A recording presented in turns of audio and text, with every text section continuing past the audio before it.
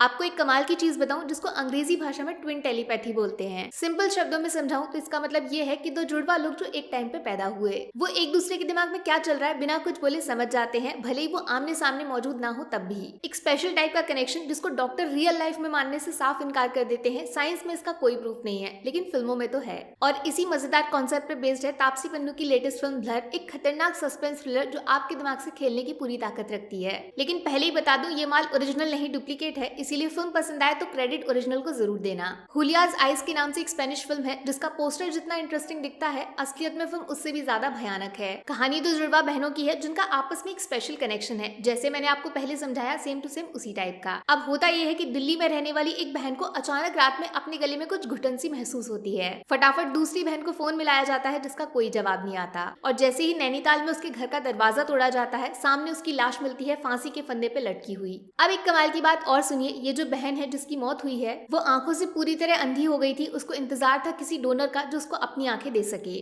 और ठीक वैसे ही ये जो दूसरी बहन है, इसको भी सेम बीमारी हो गई है, प्रोग्रेसिव विजन लॉस। बोले तो धीरे धीरे आंखों की रोशनी खत्म हो रही है, जिसके बाद सब कुछ ब्लर दिखने लगता है। बट कहानी में असली ट्विस्ट कब आता है जानते हैं? जब उसी घर के उसी कमरे में ठीक उसी जगह पे इस दूसरी बहन का पति भी फांसी के फंदे पे लटका हुआ मिलता है। इन शॉर्ट, कहानी से सुसाइड वाला एंगल खत्म। ये दोनों सोचे समझे मर्डर्स हैं और किलर आजाद घूम रहा है, लेकिन उसे पकड़ेगा कौन? ये मामूली सी लड़की जो खुद धीरे धीरे कुछ दिनों में पूरी तरह अंधी हो जाएगी, क्या पता अगला नंबर इसी का हो। देखो बॉस, ब्लर की कहानी आपको सुनने में इसलिए अच्छी लगी क्योंकि ओरिजिनल फिल्म हुलियाज आइस का कॉन्सेप्ट बहुत ही ज्यादा दिमाग को हिला के रखने वाला है। एक अच्छी सस्पेंस थ्रिलर बनाने के लिए सबसे ज्यादा जरूरत होती है एक ऐसी कहानी की जो आपने पहले किसी दूसरी फिल्म में ना देखी हो। और ब्लर की स्टोरी बिल्कुल ठीक वैसी ही है, एकदम डिफरेंट, बिल्कुल यूनिक। बॉलीवुड में ऐसा दिमाग लगाने वाला टॉपिक बहुत मुश्किल से बनता है। सबसे ज्यादा मजा उसी फिल्म को देखने में आता है ना जिसमें शक की सुई 360 डिग्री घूमती है। हर कैरेक्टर शरीफ भी है, हर कैरेक्टर कातिल भी। ब्लर इस कंफ्यूजन का पूरा फायदा उठाती है, और कहानी में जब तक क्लाइमेक्स रिवील नहीं होता, आप सोच भी नहीं सकते कि फिल्म का असली विलन कौन होने वाला है। तापसी पन्नू हमेशा कुछ अलग ट्राई करती है अपनी फिल्मों में। जैसे लास्ट फिल्म दोबारा भी एक पावरफुल दिमाग को चैलेंज करने वाले सब्जेक्ट पे बेस्ड थी। बट गड़बड़ ये हो रही है कि धीरे धीरे तापसी के एफर्ट्स उनकी फिल्मों में कम हो रहे हैं। बोले तो एक्टिंग परफॉर्मेंस नेचुरल कम बनावटी ज्यादा लगने लगा है, जिसका रीजन वो खुद जानती होंगी।